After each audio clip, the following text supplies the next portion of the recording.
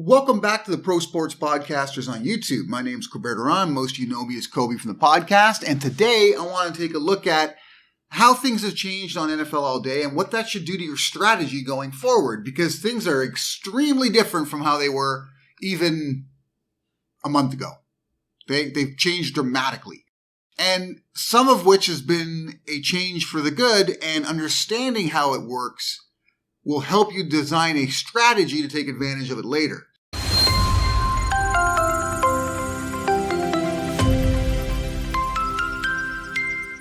And the first thing I want to look at is the market is significantly down, right? Significantly down. So now is the time to go after some of those chase moments. So I've already had a couple of people on YouTube mention that they're going after triple badge rookies. I do not blame you. Triple badge rookies were going for 20 plus.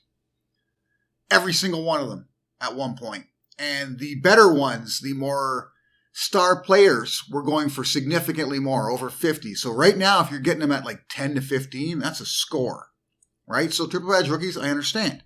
Rares in general, okay? There are still some rares that are carrying a fair amount of value, and they haven't dipped that much overall, but there are a lot of good rares, especially debut rares, which is what I've been looking at lately, that you can get significantly cheaper, right? Way below their true value. So that's something you may want to look at because, like I had mentioned to another one of my followers, last week when you look at the playbook, almost every single challenge involves some kind of rare. Rares are not being overlooked anymore. They've made a concerted effort to make sure they're involved. So you're going to start seeing rare values start to go up again. So that's another thing you want to target.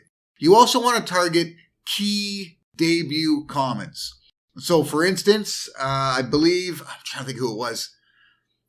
I can't remember which exactly one of our Discord members it was, but basically they got a Tom Brady debut common for something like $138.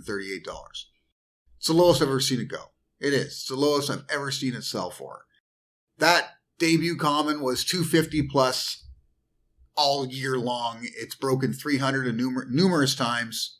So 138, what a score. Seriously, what a score for what most people believe is the GOAT when it comes to NFL football. So I don't blame them for going out and getting it right now.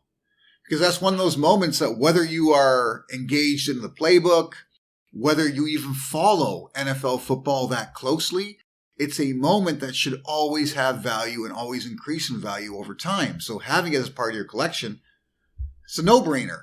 So I understand that. So these are some of the things you got to look at. But what you also got to look at is NFL All Day now is making a real effort to bring new people onto the platform, right? The NFT flippers are leaving. That's fine. What they want now are NFL fans. That's what they're after.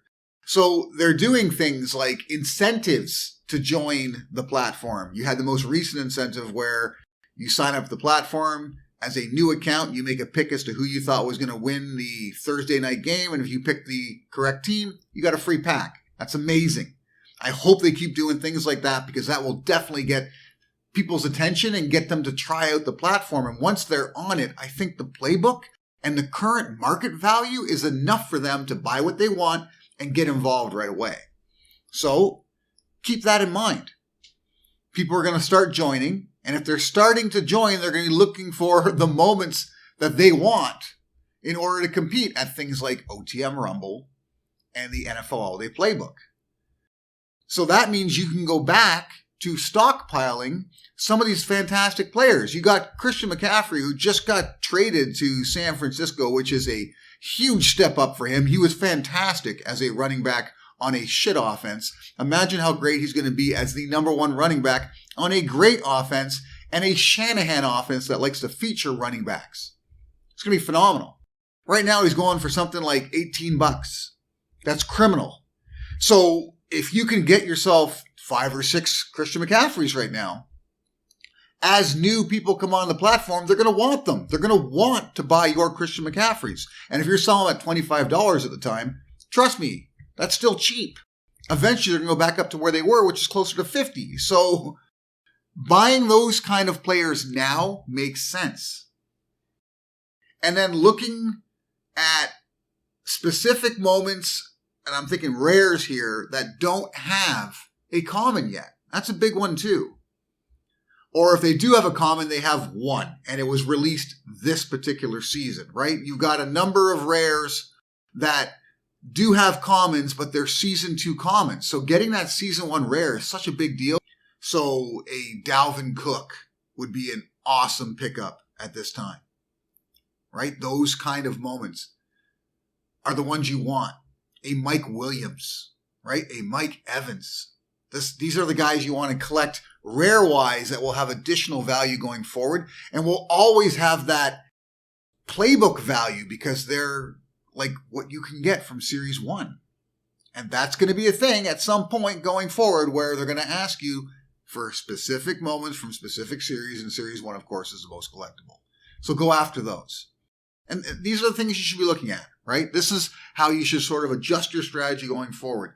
You don't necessarily have to change much, but be aware of what's going to have additional value going forward.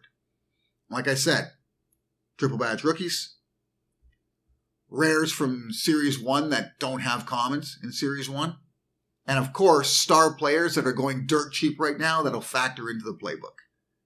That's what I'm going after. That's what you should be going after. If you've got something else I've missed, let me know. Add it to the comments. I want everyone to get on this before it's too late, before the prices go way back up again, and you're left thinking, what should I do? Because you've only got so much wallet to spend.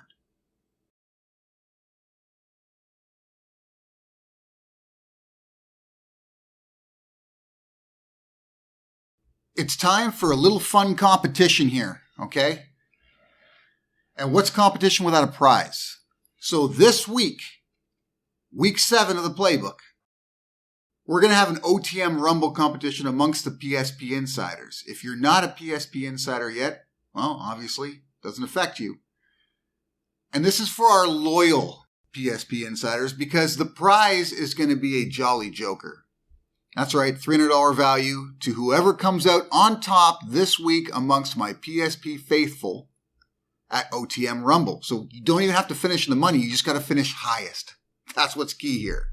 So select your rosters wisely.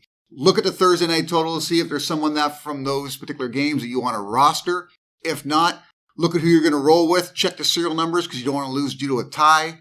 And make sure you've got a little bit of chalk in there because if you don't, I don't know if you can win it. But whoever comes out on top this week, they're getting the prize. And I'm talking about the PSP Insider faithful here. Okay, so if you already got a Jolly Joker, you've already selected somebody else as your community partner, well, you do not qualify. Sayonara, see you later, too damn bad. All right? But if you're still in line and you're waiting to make your first purchase, or maybe you've already gotten your first Jolly Joker, although there isn't that many of you yet in the PSP Insiders that have done so, I want to see the numbers get up there, all right? I want to start seeing more of you list us as your community partner because I know you enjoy your time in the Discord. I know you love the information you get from me. So please give back a little. And I'm giving back to you by own the moment to pony up a Jolly Joker for one of you. I want to win it. I'm not even messing around. Best I've done so far in OTM Rumble is finish 49th overall, which is pretty damn high. So don't count me out. Don't count Amy out either because she generally beats me week to week in our who you should roll with top picks. So she'll be going after it as well. But who's going to get it? I can't wait to see, to be honest. I'm fucking amped for this. Pardon my language. But once you've decided what your roster is going to be on Sunday, do yourself a solid, post it on our Discord, add the message, I want to win the Jolly Joker to it, and you'll be part of this contest. So, good luck,